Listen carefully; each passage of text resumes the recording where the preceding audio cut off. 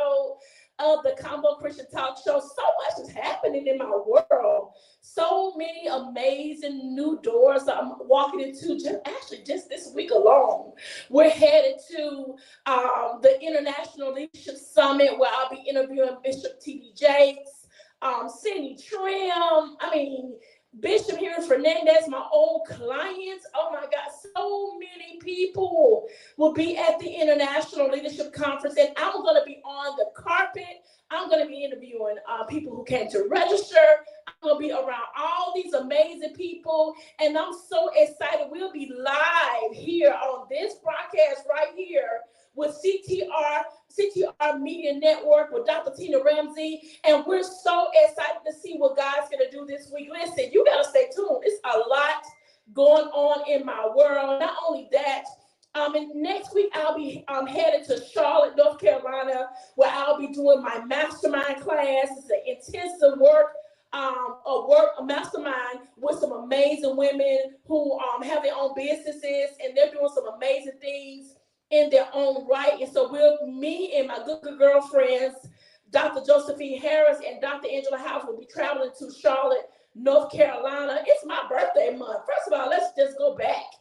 It's April, y'all. Y'all know what that means. I celebrate all month long. Y'all know me. If you know me, you know I celebrate for real, all month long. And I'm excited because I have so much in store. In fact, my first event I had was this lock-in. Me and my spiritual daughters came to the church, and we just locked ourselves in and played games. We did all kind of things, and we had so much fun in the lock-in. And we had, we prayed. Prophecy came to fruition. We had good food, good laughter, good fellowships, and a lot of fun. And that was on that Friday. And then that Saturday, we decided to go ahead and hang out at Applebee's when we got our samplers, and we talked and laughed and reminisced and just had a good time. So listen, I am so excited. I'm headed to Orlando on the 9th. I'll be going from the 9th up until the 11th, and I come back home because it's Chloe's birthday. She turns 12.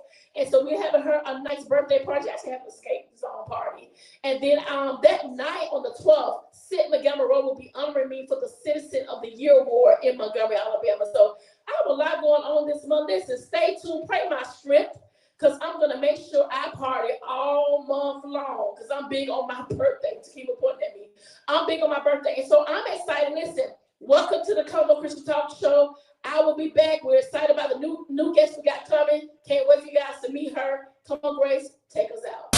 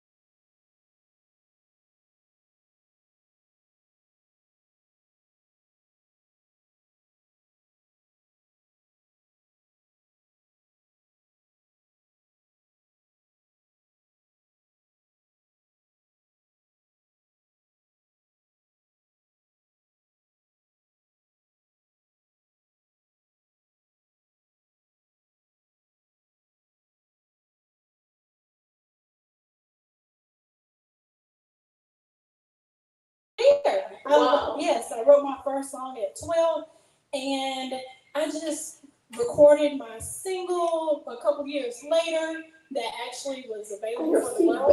Yeah. I hear feedback. Let's make sure we get that right. There's a little feedback. I want to make sure we are intentional. We got it?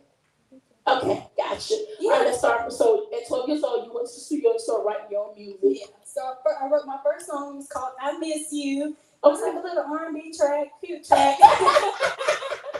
And everybody I went to Capitol Heights at the time, and they just loved that song. All the girls, they would sing it, and they just loved it. So I said, this is something that may be for me. You just never know. And then years later, I took a little time off, and I wrote my first gospel song, which was Jesus, Lay Your Hands on Me. Okay. Yeah. Where'd that come from? That one it just came from it. It was birthed during a trial that I had, and I was going through some health struggles, and God brought me out of them. Wow. And Jesus, Lay Your Hands on Me. I wrote it in like 5 minutes. 5 minutes straight, word for word. And I said, this is the Holy Spirit, it's anointed. And that song just took off. It really, it grew legs on its own. So I really, I really haven't had any trouble since then. I write all my music. I produce all my music. I don't have anybody help me. It's just me, by myself, and my producer who makes the music. So, it's been a talent that I've used to glorify God. I feel like He gave me a gift, so why not use it to glorify Him? And that's what it's all about. I love the fact that you say, your songs came from things that you went through. Yeah. Because you meet so many people who sing songs and they never really been through nothing. But for you to say, okay, I wrote this song because I went through this situation, or I wrote the song because I know God gave it to me. It sets a different tone for people to respect your craft. And you meeting people and you're singing their songs, and you making it sound good for what they want. But these are your own songs, and your creativity has allowed you to, walk into some major doors. That's true. Wow. So after you wrote that song, what was next? So after that song just really kind of took off. I opened for Kirk Franklin.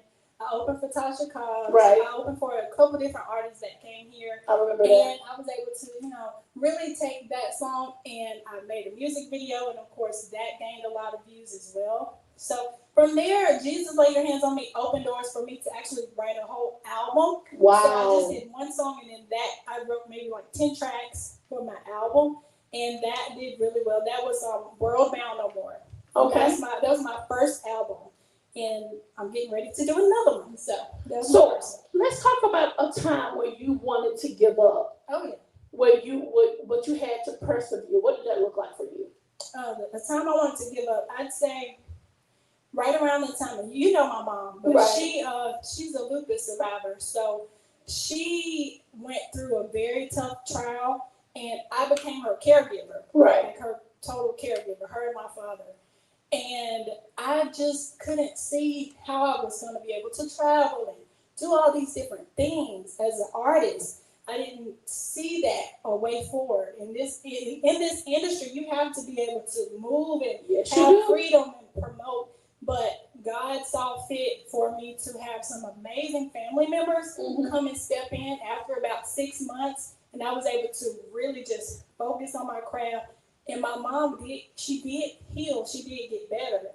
So that a lot of the music that I write is based on healing, because all of us have gone through something. Yes. And even if we haven't gone through something, somebody has gone through something. Wow. Yes. So tell me, how do you balance? How do I balance? How do you balance it all? I mean, oh my God. What? God, that's the only way. Okay, I like that. God, because I know things, and I never learned them from a book. It was downloaded into me from God, whether it be like from the caregiving side or the other side of being an entrepreneur. I went to school for business, but they don't teach you a lot of things. Come on now. A lot of things you have to just go through it. I like that. And learn it and learn how to balance. They don't teach you work-life balance. No, they don't. So a lot of that is just God. He will always put the right people in place. Just the most amazing family, friends, even people I just met. They would give me an encouraging word, and they just don't know what that means to an artist like myself. Just saying anything positive about my music or coming to me, hey, Ashley, I love this about your music or this track, and it does so much to me, and it gives me that extra push to keep going. Right, and you have to have that. You know, you have to have that extra push, and you have to have that balance. Yes. So I have to ask these questions. I try to ask this question to everyone who comes into the studio. What would you tell your 18-year-old self? My 18-year-old self, I would say, just go for your dreams. Just go for it. Don't think about how you're gonna do it. Just go for it. And my husband says something all the time, and he's also getting to that entrepreneur phase as well. And he says God can't take you anywhere unless you actually make the first step. That's right. You have to make the first step, and then He'll lead your path. But at 18, there's a lot of distractions, but you really have to focus on what is best for you and just pursue it. Wow. I remember when you was growing up, your mom, listen, anytime we went to church, your mom, I always remember your mom holding your hand the whole time. Really? Like, anytime we was at church, she gonna make sure you sit next to her. She like, I feel like she was that mama bear. Like, she always made sure you was protected. And even at choir rehearsal, your mom like, I ain't gonna just drop her off. I'm gonna stay the whole time doing choir. You know what? That is so true. But you know, my mom really loved motherhood.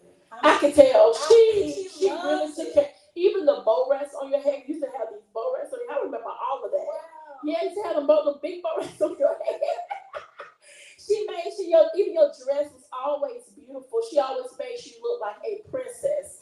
That's what I remember about your mom. She always made sure you was well taken care of. And so I love that about her. She is a good mom. You can just feel it. You know, when she walked through the door, you were like, okay, come on. You know, she grabbed your hand and you walked down the aisle when you came to church. And you sat literally right next to her doing church. You didn't move. You know, some kids just kind of ran around and got into a lot of things. Yeah. Not you. You sat right there the whole entire time. Very respectful and very quiet. I was like, does she ever talk? I get it from her. She's just quiet but powerful, just a strong woman. And you're right. I mean, she loved motherhood, and a lot of what she went through and a lot of the things that she taught me is instilled in me to this day. I mean, I couldn't ask for a better mom. I really couldn't. I could not. That is so awesome. She supported every dream. Like, every dream I had when I was 12, like I said, going to the studio. And it was expensive. We didn't have a lot of money. I know. To be honest, we were, trying to get it. And she her and my dad, they put their funds together to say, hey, let's go to the studio. It was several $100 just to do one song. So that showed me that if your parents are there for you and they support you, why not go all the way? Why not just keep pursuing, no matter how long it takes? If it takes 10 years, 20 years, just keep going. Just keep going. And I think a lot of people in the entrepreneurship world has to understand we got to be able to be consistent in life. Yes. You know what I'm saying? Because consistency, even in business, is the key. That's true. You know, you got to be consistent. You got to write the vision. The Word of God tells you write the vision to make it plain. You got to be able to write that vision and see it through. I think the problem with most people, they write the vision actually, but they don't know how to execute. That's true. You know, they don't know how to live life full. You know, they know I have all these dreams. Okay, but when are you going to execute the dream that God has given you? That's true. Wow. I just think it's all about prayer. Yes. Which dreams to go after and when. It's about timing. You know, it may not be the right time. And I think I learned that the hard way. You may not be able to execute it at the wrong time. But if he gives you the vision, you make it plain, and then he aligns it at the right time. You can't help but execute then. But I think a lot of us as entrepreneurs, we gotta give us something, and then all of a sudden we're thinking when he give it to us, we're supposed to do it right now. No, you got to learn how not only pray, but you got to fast and have discernment. That's it. And a lot of prayer, fasting, and discernment. That's right. All of that together. I mean, you can go after your dreams, but it's all about the timing. You got to get that word from him to come on. Otherwise, you're almost wasting your time. That's right. Yeah. And it's not going to prosper. Let's talk time, you writing movies. Tell me about the writing. I didn't even know this. So, okay, it's kind of crazy how it came about. I was actually in the gospel, still am in the gospel industry, but Right. because I sing, I create music videos for my music. And I would have people ask me all the time, who comes up with ideas for your videos? I do. I just never thought about it. I just thought, okay, I'm coming up with some different themes and ideas. And they would say, well, have you thought about doing that for other artists? No, never thought about it. Right. So I ended up having a good friend of mine in the industry. He had a girl group at the time, and he said, hey, I want to get this girl group together. Can you come up with a music video for them? And I did, and he loved it.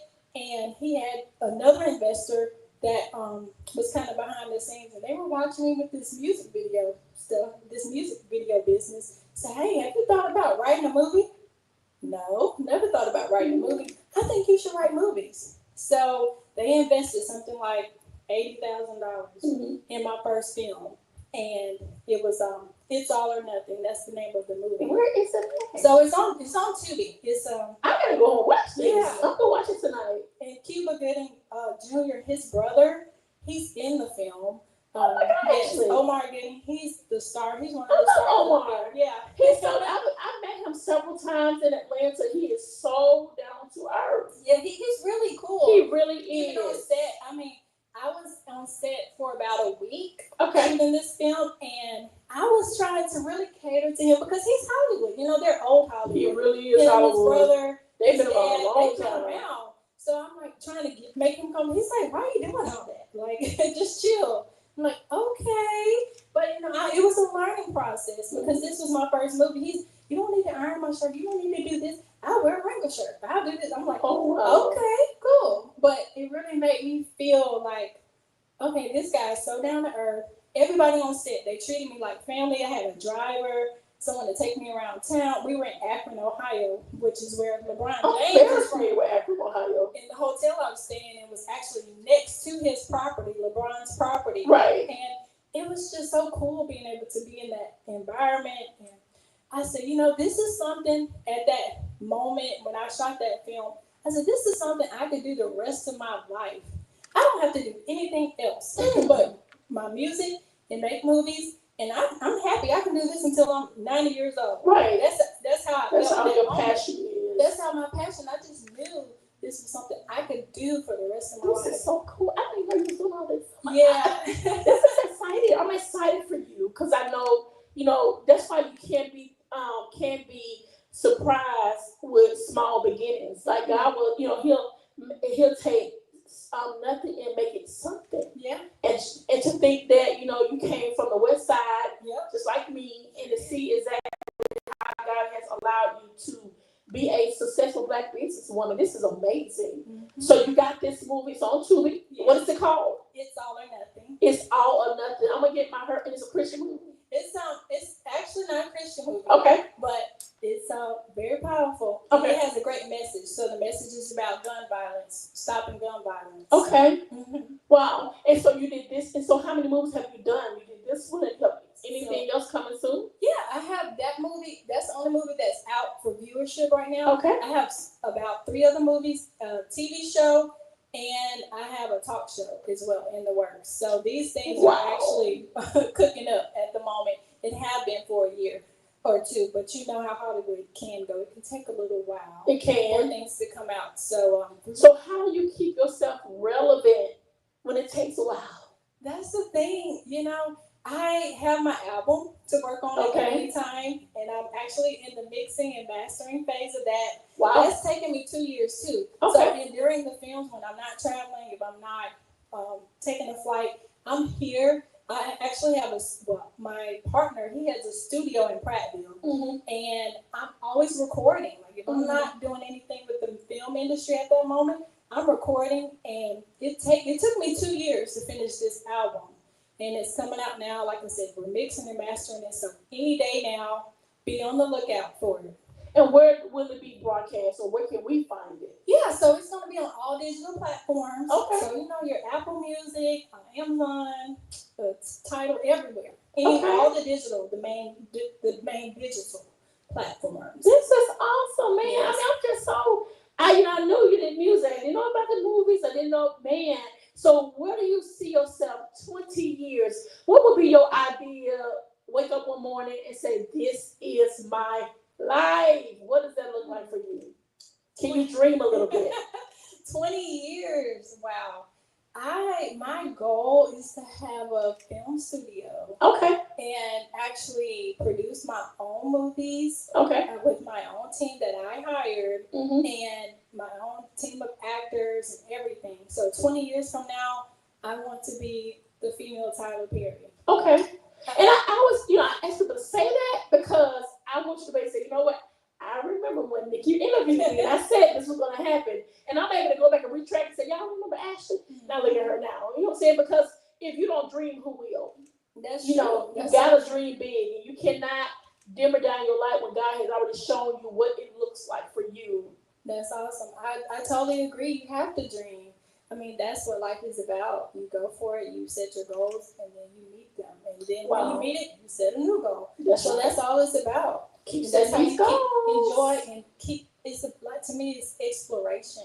Okay. Every day is like a new journey for me because I learned so much. And then the film industry and the music industry, you have so many personalities. With. So it's just a real journey, and I want to be like an amazing entrepreneur, someone that people look up to. You have your Oprahs and you have your Tylers and you have people like that. But I just want to do that in a more Christian way. Does that make sense? No, it does make sense. I want to be able to write my films and have full control over my films. That's one of the things I have just honestly had issues with, because in the industry, it can go different ways. So I want to be able to have full control over my films and be able to write them the way I want to write them. I always, and I never told anybody this, so I'm going to say it publicly, I always wanted to be in a Christmas movie. Yeah. I love Christmas movies. It's bad. It's bad. They know it's bad. No. I'm that my team. They know how I feel. Christmas is a big deal to me, and I always say, I want to be in a movie where they just having a good time. It's all about Christmas. I'm a big Christmas fan, so and I've written a few Christmas movies too. But it's like one of those things. It takes so much time, and you have to be patient. Yeah, because I get ideas every day for movies. And that's why I said I could do this the rest of my life. I truly could, and still not run out of ideas. I could probably shoot a movie every year and still have ideas. Right. But Christmas movies, oh my gosh, they're my favorite. Me and my mom sit there and watch those two. Yep. Those two. I love love. So, Christmas movies always have an element of love in them for some reason. It's like that family, that warmth. And I can see why you would really gravitate towards that. And I think it'd be good even to have a movie here in Montgomery. Yeah. Because there's so much history here, and we're from here. Yeah. I think that'll be good. I think I'm connected to the Georgia Movies Association in Georgia. I actually met the commissioner over that, and I was telling him, I said, so much stuff in Montgomery, Alabama, so much rich history, and I feel like more movies should be shot here because there's so much that have transpired with the civil rights movement, of course, right, and just all things, Alabama. So yeah. Well, speaking of civil rights, I actually the Rosa Parks Museum. Okay, I'm featured in that. Okay. So they have it's like a mini movie. When you go, if you ever take a chance to go to the museum, you'll see me on one of the actors, and I was on the backside as well, producing that. That's cool. So that was really kind of cool to be able to choose the actors and help out with that film, and it was really fun. This is so good. I have this experience all balled up in you. So my question, if someone was to call you and book you to come and speak to teen girls, what would be your talk? What would be my talk? What would you talk about? What would I talk about to them? It's more about empowerment and how to remain a strong Christian woman in today's world. That's what I would gravitate more towards because I have a lot of experience in that. Just trying to remain pure, remain on the straight path in the society. So I would talk a lot about that and education, how important that is, because I'm well educated, and my mother and a lot of the women around me are. So I think I could speak on that, especially if a young woman wanted to pursue a college degree or pursue entrepreneurship. Because you worked at Alabama State, why didn't you? What did you do there? So I was an event planner Okay. for about 7 years over there, and it was fun. I have so many stories. That's a whole nother segment. That's a totally different segment. But just being around those children, well, they're not children, but they're young ladies, young adults. I learned a lot from them. Oh, like wow. I soaked in so much information from them because they come from all over the world. First of all, Wow. you have people from Alabama, but they're from different cultures too. I love that job. I mean, it taught me, like I said, so much, and I use a lot of that in my day-to-day operations with my business. A lot of the philosophies and just the personalities. Okay. You have so many different people that you deal with, especially event planning. All the concerts, the graduations, the weddings. Oh, that's right. You did everything. I did everything. Everything over there. The arena. I ran the arena, the stadium, wow. The football game. So you meet people all the time. And and you just wouldn't believe how many people have also ministered to me. Just at the job. People that you may look at them and they're quiet, but then one day they just lay their hands on you and they have a word. It's just gonna take you out, right? Lay you out because it's just so strong. So I'm blessed that I got to experience that entire phase of my life. So let's talk about the love language. Yeah. So how who is your husband? How did you meet him? Oh, wow. My husband. So my husband, his name is Will. Okay. And we met at Lee High School. Come on, Lee High School. That's my school. Go Generals. That's right. That's right. Go Generals. But he was a football player. Okay. And I was a cheerleader. And we I cheered at Lee. He played football. So we used to always hang out. The football team always used to hang with the cheerleaders. Right, of course. That's just how it was. It was like that. We used to hang out at Brunswick and different bowling. And that's how me and my husband and we met at Brunswick at a bowling alley. And he just kept bumping into me. And it's crowded and he kept finding ways to bump into me. And I'm like, who is this guy? Why does he keep hitting me, this big man? Bumping into me, and he just said, "Hey, girl," and it just started from there. It just really started from there. And he went, he got a scholarship. He went to Alabama State, and then I went to AUM. So y'all stayed here. He pledged Alpha, I pledged AKA. Right. So it just kind of made sense for us to be married. She said, "Of course it made sense because we had so much in common. We have all the same degrees." Everything he got, I have the same degrees, MBA, and we match. And then he believed in my dream. That was the main thing. He always said, if you want to be an entrepreneur, if you don't want to work anymore, you don't have to. He said you don't have to work another day in your life ever again if that's what you want to do. And I was so hey, right. I said, wow. Okay, and he supported me. He's a bigger fan than anybody. He knows all my music. He loves all my stuff, anything I do. And that's important. Mm-hmm. And he's a God-fearing man. If you know him, you love him. Like if you ever, just as a friend, as a brother, if you know him, everybody who knows Will, they know he's gonna be behind you as a person 100%. Right. He's gonna be your biggest supporter out of everybody. So my question to you with your dad, because I know you were a daddy's girl, how did your daddy maneuver meeting your boyfriend? How did he maneuver? He put a gun out. I mean, no. My dad was a deacon. He kept it pretty clean. Now he showed it. Your dad wore that. I'm gonna tell you something. Your dad wore that black suit every Sunday. Yes, he did. Oh my goodness, he was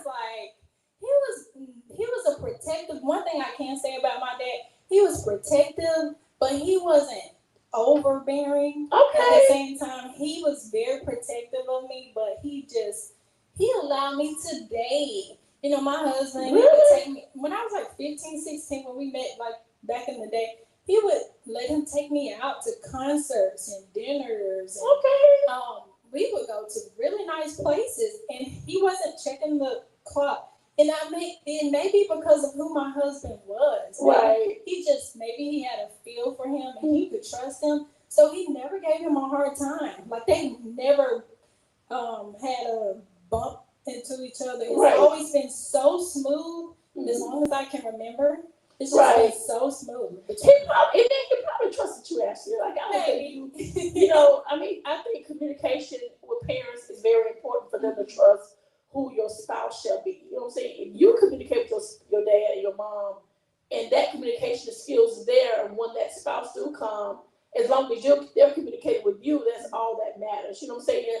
The spouse is, you know, it's icing on the cake. Yeah. You know, it's so important to communicate with your parents. It is. And I was always kind of like, you know, in my books, but at the same time, I had my activities. I skated, I cheered and stuff like that. And I really didn't color too much outside of the lines, so I get it. I see why they probably would. So you had already had a long lasting rapport with your family. So that's true. I think that's because I think if it was a whole other way around, I think Joe's would have been like, actually no. You're not going anywhere. But for the most part, it was so flawless. And then when we got married, I think my husband, he asked my dad for my hand in marriage, and it was like, okay, that's wonderful. He was so happy about it, and we got engaged. We got married like 2 months later. Oh, so everything was just awesome. He worked his stuff right out. This is so. I guess it feels so good to hear stories like this, because some people, honestly, some women, you know what I'm saying, they probably never experience what you have, what God has blessed you with. Definitely, clearly, favor is on your life. Now, what can you tell the woman that's watching us right now that had the bumpy road? What kind of encouragement can you give her who have never experienced this beautiful life that God has blessed you with? How do you encourage them to keep going? I just say put God first and never give up. Continuously pray and fast and make it clear to God what you would want in a husband or a boyfriend or a significant other. Make sure you make it clear. And not only that, make sure you become that. You become that, because I think one thing with me, my husband, he was my husband, and we gravitated towards each other because I had a lot of the same qualities that I wanted him to have. So while you're in that waiting period, make sure you are that person too. Now that's good. Whatever you want him to have, you have it. That's so when you all come together, it's gonna be flawless. Wow. For the most part. I mean, you'll have your things, but for the most part, as long as God is in it, He's at the top of it, and then you work hard to become the best version of yourself, I don't see how you couldn't be blessed, how you couldn't have all of those things that you desire. God does grant the desires of our hearts. He will give you those desires. It's just a matter of timing.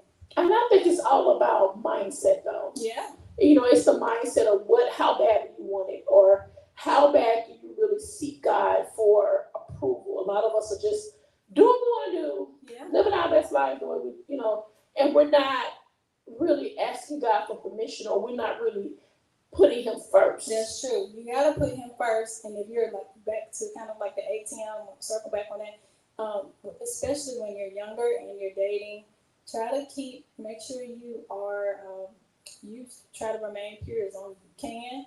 And I just keep it real. I'm just keeping it real. Make sure you focus on yourself, getting your own education, getting a good job, getting you some experience and things like that. So when you're dating, it's like the only thing you really have to worry about is those small little kinks, because you're two different people from two different households. Yes. You have to learn each other, and you're going to evolve too over time. But get the main things out of the way first before you pursue anything. Make sure God is the head of your life, and you've done a majority of the things that you want to accomplish first. Now, my question to you, who would be a person who you totally look up to in your industry? Who would I look up to? Who would be your top 5 people in the music world? Give it to me. Okay, Jacqueline Carr. Okay. She's one of the top, because I met her about twice, and I love her personality, very down to earth. Okay, so Jacqueline Carr. Let's see, who else in the industry? Music or film? Which one? Music first. Music? Okay. Music, I'd say Kurt Franklin, because of his energy. He always makes you feel Girl, special. she's about to do a split here. I worked for Kurt for a year. Yeah. And I always tell the story, Kurt don't meet any strangers. He doesn't. He really doesn't. I was about to lose my mind because we went on a trip in Atlanta. Our plan, he had to perform at Greater Travelers Rest one time. And we was in the limo with him. Mm-hmm. And we was riding on the ramp to go to Decatur. And he stopped the car. Yes.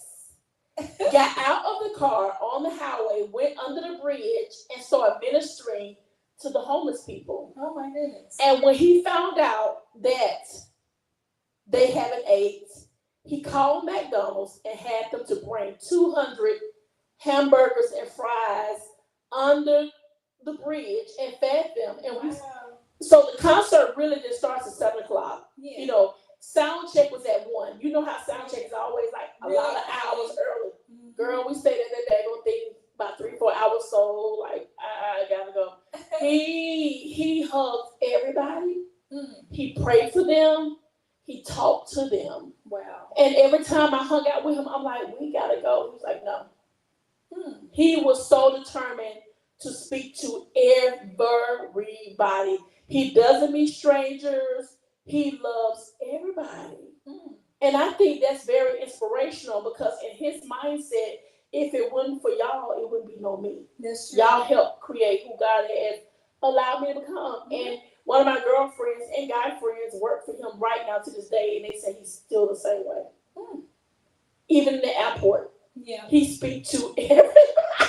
So his manager, when they book him to come to different places, they will book him like maybe he had to be somewhere like at 6 or 3 or whatever. They always going to book him the day before so he can get to the airport, get hugs in, and then be ready for the next day.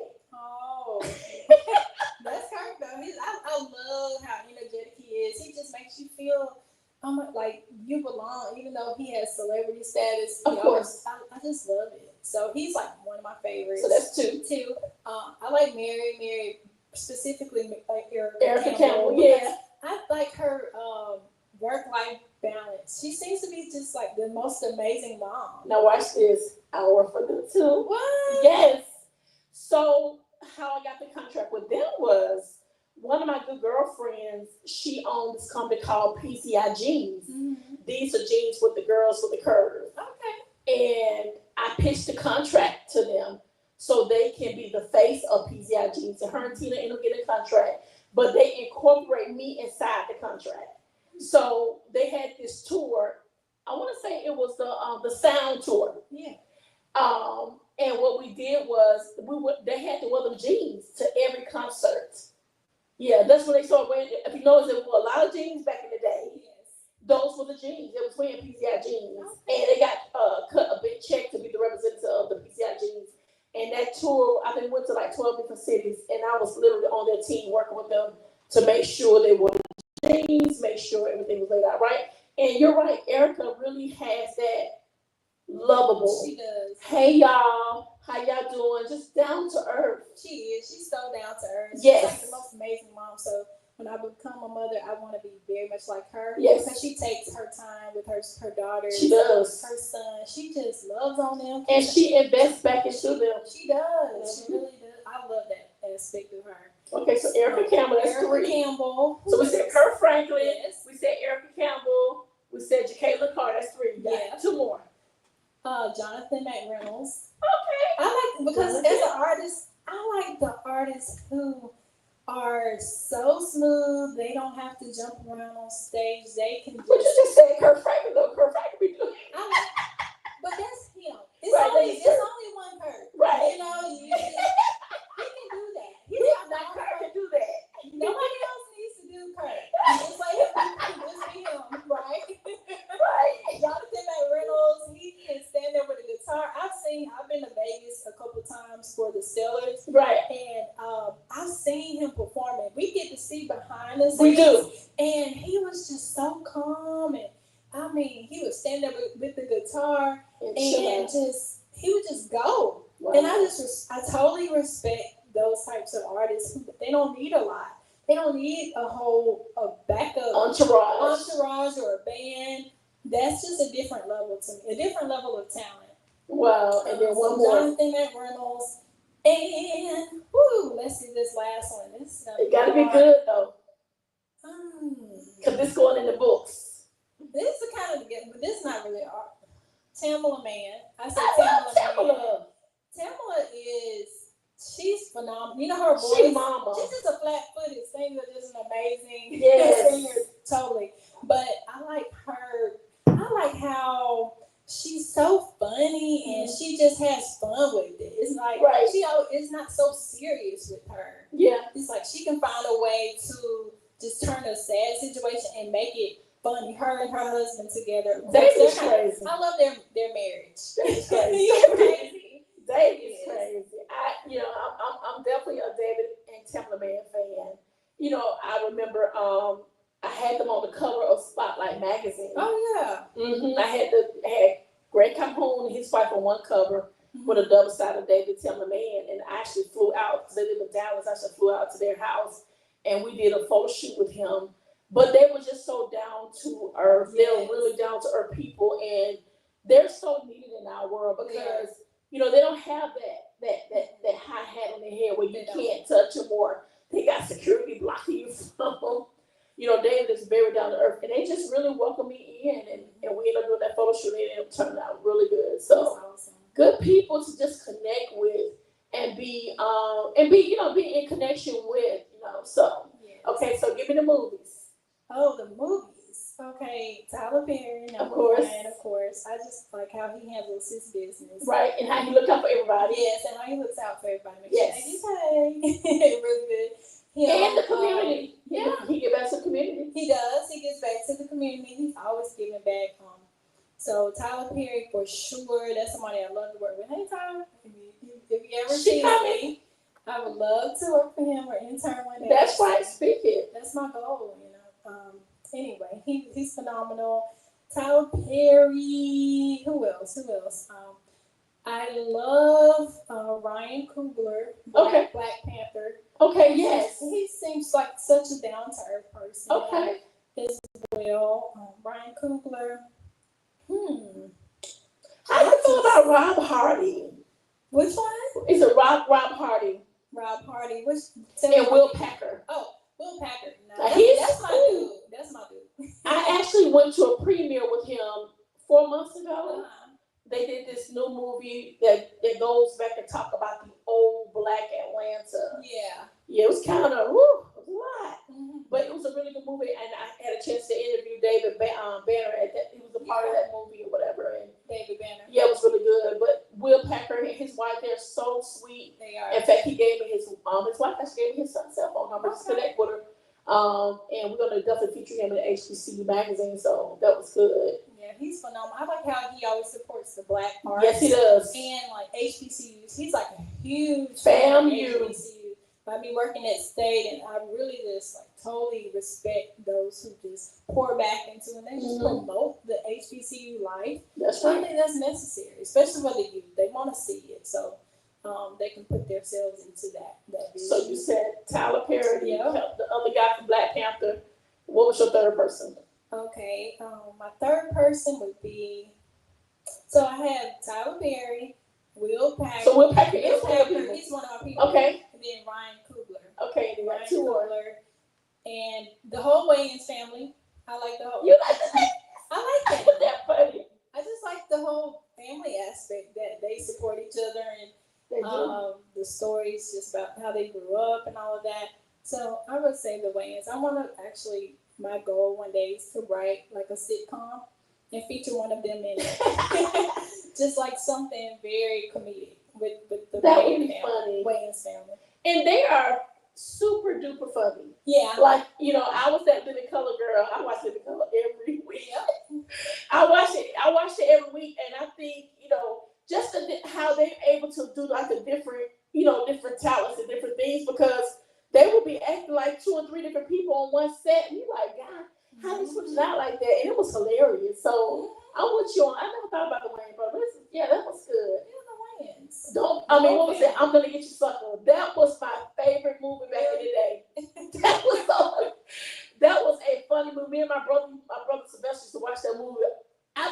my mama literally had to throw the VHS away. Oh.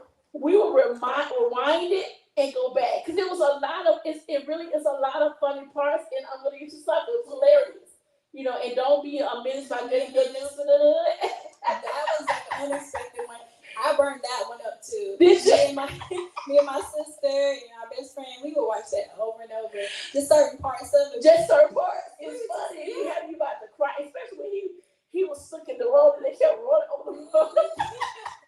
Oh my gosh, that was funny. That was funny. That whole era. Yes. All those shows, and then they did White Chicks. They did a couple different. They did a lot of stuff, man.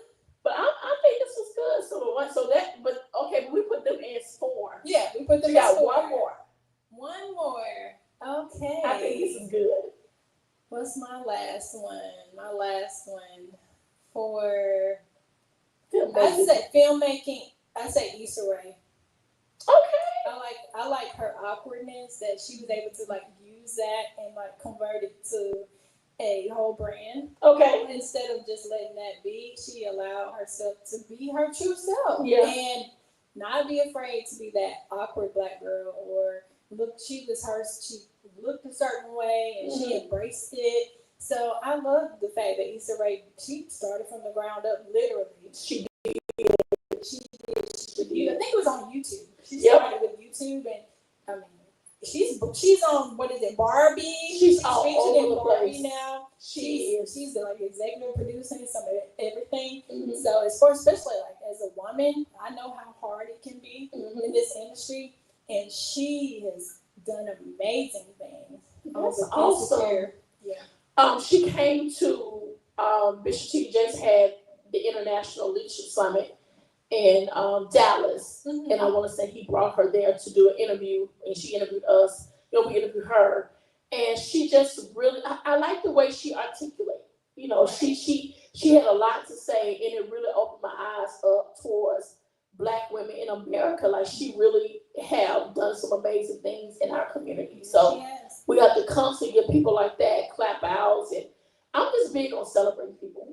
I feel like, don't wait until somebody pass away and you're trying to give them flowers. Give them flowers when they're still breathing. So I saw you on Instagram. I said, I'm going to get Ashley to the show. I said, you know what? I'm going to just ask her. And you was like, yes. I was like, oh, Ashley, come to the show. Because I know you was doing things, but I didn't know you was doing all this stuff. You are really doing some great stuff. And you got to come back and talk about the big. Oh, yeah. When it comes out. Yes, the different films that I'm working on, and then my album too. So definitely like a little combo interview. Come on back. We'll be happy to do it, and let me know on the listening party because I want to come and cover it. Oh, sure. I'll handle the pink carpet. We'll make sure it's tight. Okay. I know you will. You hold it down. Yes, I will. I promise. Well, you guys, listen. We've had a whole hour just hanging out with the beautiful. I said the beautiful Orly, not Ashley, right? That's my nickname, Ashley. That's hilarious. Really? Yeah, because my nephews they can't pronounce what it says. Ashley, Auntie Ashley. Ashley. In Orly, come on. Amen. Thank you, Jesus. Well, thank you for stopping by. I can't wait to see you come back, and we speak blessings over your all projects that God will just make it just flourish and grow and thrive and do everything God has called you to do. Thank you for having me. Yes, thank you so much for having me. In Jesus' name. Yes, ma'am. Amen. Being obedient and just doing this, going forth with your vision. Yes. Thank God for you. Thank God for you. I had to do it. All right, guys. We'll see y'all next week. Don't forget, I'm headed to Orlando this week to interview Bishop T.D. Jakes. Listen, International Leadership Summit, we're on our way. The Convo Christian Talk Show will be live on broadcast. We have our interviews with Cindy Trill. I can't wait to interview her. Bishop Henry Fernandez, my old client. I can't wait to hug you and interview you on in the media room. It's going to be amazing. Listen, we can't wait.